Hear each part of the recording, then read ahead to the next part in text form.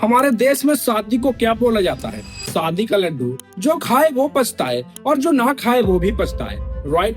पहले पछतावा सिर्फ फाइनेंशियल खर्चे, ताने या थोड़ा बहुत नोकझोंक तक होता था, लेकिन आजकल ये लड्डू खाने के बाद पछताने का मौका ही नहीं मिल रहा, सीधा ऊपर का टिकट कट रहा है। आपने कभी सोचा है कि जिस इंसान के साथ आप 7 फेरे ले रहे हैं वही आपकी जिंदगी का आखिरी दिन लिख रहा हो?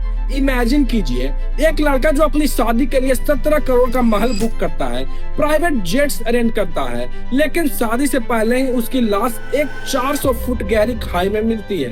क्या अरेंज्ड मैरिज अब एक स्केर्ड बॉन्ड नहीं बल्कि एक मौत का कुआं बनता जा रहा है? क्यों आजकल के कुछ मॉडर्न ख्वातीन के लिए उनका लवर उनके हस्बैंड से ज्यादा इम्पोर्टेंट हो गया है? What is the dark psychology behind this?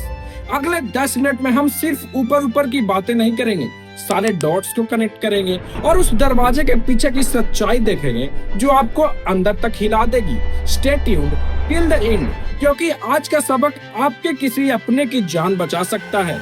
India में अरेंज्ड मैरिज का एक अलग ही भरोसा था। 2 परिवार मिलते हैं, परिवारों का बैकग्राउंड चेक होता है, कुंडली मिलती है और सब कुछ सेट हो जाता है। लेकिन पिछले कुछ सालों में जो केसेस सामने आए हैं ना बॉस, उन्होंने इस पूरी सिस्टम पर एक बहुत बड़ा क्वेश्चन मार्क लगा दिया है।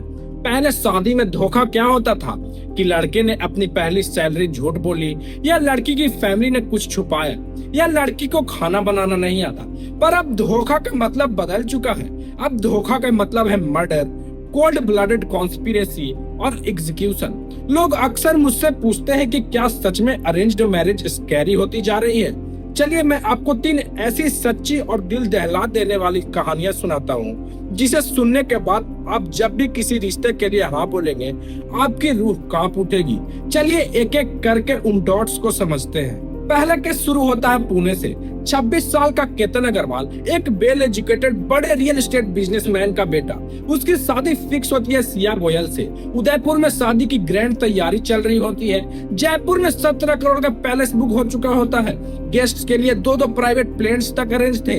एवरीथिंग लुक पिक्चर परफेक्ट, जैसे कोई हाई प्रोफाइल बॉलीवुड फिल्म चल रही हो। शादी से कुछ दिन पहले लोहागढ़ फोर्ट पर दोनों ट्रैक के लिए जाते हैं सिया का प्री बर्थडे सेलिब्रेट करने। वहां से अचानक खबर आती है कि फोटो खिंचवाने वक्त केतन का पैर फिसला और वो 400 फुट गहरी खाई में गिर गया।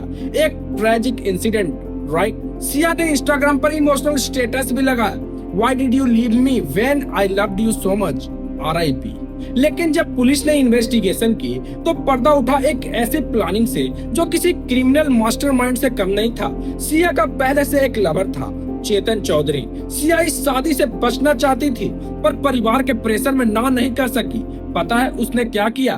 पहले उन्होंने बाली का ट्रिप प्लान किया ताकि वहां उसे कुछ कर सके, पर प्लान फेल हुआ तो सिया ने पहले केतन का पासपोर्ट ही छुपा दिया, फिर बर्थडे के बहाने लोहागढ़ फोर्ट बुलाया। वहां पीछे से उसका लवर चेतन हुडी पहन कर आया और दोनों ने मिलकर केतन को खाई में धक्का दे दिया। इमेजिन कीजिए, जो लड़का उस लड़की को अपनी दुनिया बनाने चला था, उसे क्या पता कि वही लड़की उसे मौत की स्क्रिप्ट लिख चुकी है। अगर आपको लगता है कि ये तो शादी से पहले हुआ, शादी के बाद सब कुछ ठीक हो जाता है, तो अब सुनिए राजा रघुवंशी और सोनम रघुवंशी की कहानी।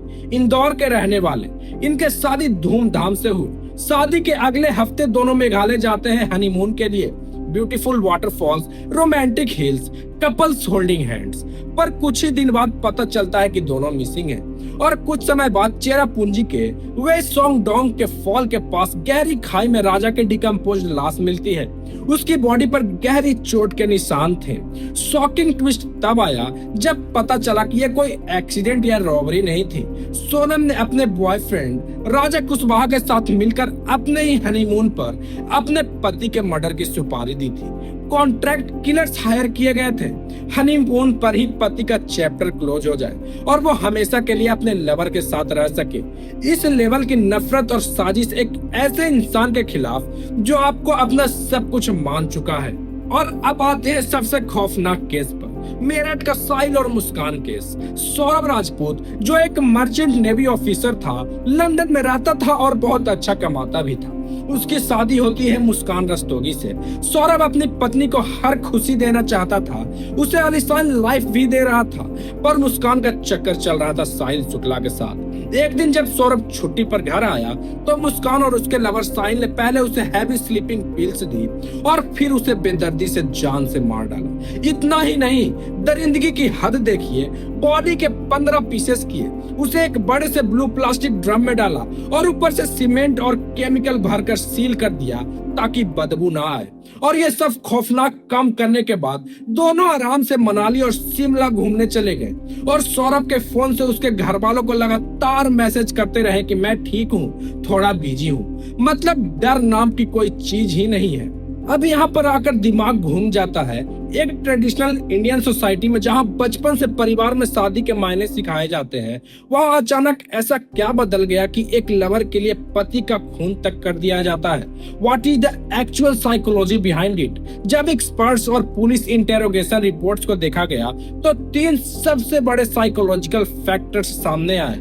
सबसे पहला चीज, सोशल प्रेशर। इन सभी केसेस में एक चीज कॉमन थी, लड़कियां पहले से किसी और से प्यार करती थी। पर हमारे परिवार में आज भी क्या होता है, लोग क्या कहेंगे, खानदान की इज्जत मिट्टी में मिल जाएगी। लड़कियां अपने पेरेंट्स के सामने स्टैंड नहीं ले पाती कि मुझे इस लड़के से शादी नहीं करनी। वो डर के मारे शादी के लिए हाँ कर देती हैं, पर अंदर की अंदर उनके दिमाग में चल रहा होता है कि इस पति से पीछा कैसे छुड़ाया जाए।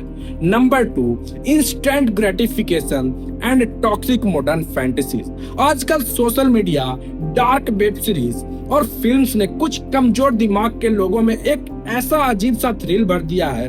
लोग रियलिटी से भाग रहे हैं। उन्हें लगता है कि अगर पति रास्ते से हट गए तो उन्हें लवर भी मिल जाएगा, परिवार का डर भी खत्म और पति की प्रॉपर्टी या इंश्योरेंस का पैसा भी उनका हो जाएगा।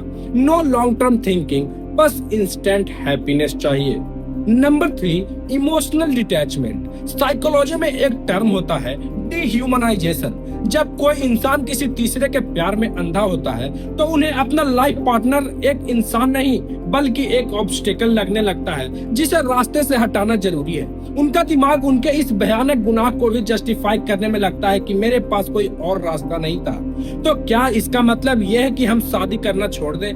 क्या अरेंज्ड मैरिज पर से पूरा भरोसा उठा दें? बिल्कुल नहीं। सॉल्यूशन डर के बैठाना नहीं है, सॉल्यूशन है हमारे सोचने और रिश्ते चुनने का तरीका को बदलना। इसके 2 सबसे बड़े और प्रैक्टिकल सॉल्यूशन हैं। नंबर 1, परिवार को नो सुनने की आदत डालनी होगी।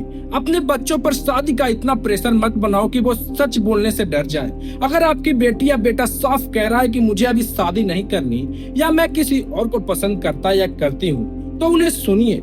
खानदान की इज्जत शादी तोड़ने से नहीं खराब होती। इज्जत तब खराब होती है जब परिवार का कोई सदस्य जेल जाता है या किसी बेगुनाह का घर उजड़ता है। Number 2, deep background checks. आजकल के लोग रिश्ता देखते वक्त क्या चेक करते हैं? लड़का कितना कमाता है, गाड़ी कौन सी है, लड़की दिखती कैसी है। Just stop it. चेक कीजिए कि वो दोनों शादी अपनी मर्जी से कर रहे हैं। शादी से पहले दोनों को अकेला में खुलकर बात करने का मौका दें और खुले दिमाग से पूछें, are you happy with this? क्या आप पर कोई प्रेशर तो नहीं है? एक बार का सच जिंदगी भर के पछतावे से बेहतर है। दोस्तों, रिश्ते जबरदस्ती से नहीं, मर्जी और भरोसों से बनते हैं। एक झूठ को छुपाने के लिए जो खौफनाक रास्ता ये लोग चुनते हैं वो सीधे बर्बादी तक जाता है। आज केतन, राजा और सौरभ हमारे बीच नहीं है, पर उनकी मौत हमारे समाज के लिए बहुत बड़ा सबक है। मैं आप सभी से, चाहे आप एक पेरेंट्स हैं, एक लड़का है या एक लड़की, आज आपसे एक बड़ा एक्शन चाहता हूँ। इस वीडियो के कमेंट सेक्शन में जाकर अभी सिर्फ एक लाइन लिखिए, कम्युनिकेशन ओवर कॉन्स्पिरेसी। ये सिर्फ एक कमेंट नहीं होगा, ये आपकी तरफ से एक अनसेड प्रॉमिस होगा कि आप अपने परिवार में हमेशा सच को सपोर्ट करेंगे। अगर आपको लगता है कि आपके आसपास किसी पर भी शादी का गलत दबाव है तो उनसे बात कीजिए, उन्हें सुनिए। इस वीडियो को अपने दोस्तों और फैमिली व्हाट्सएप ग्रुप्स में जरूर शेयर कीजिए ताकि लोग समझ सके कि दिखावा नहीं, ट्रांसपेरेंसी जरूरी है। Share your thoughts below, hit the subscribe button. चलिए फिर मिलते हैं अगले वीडियो में। जय हिंद।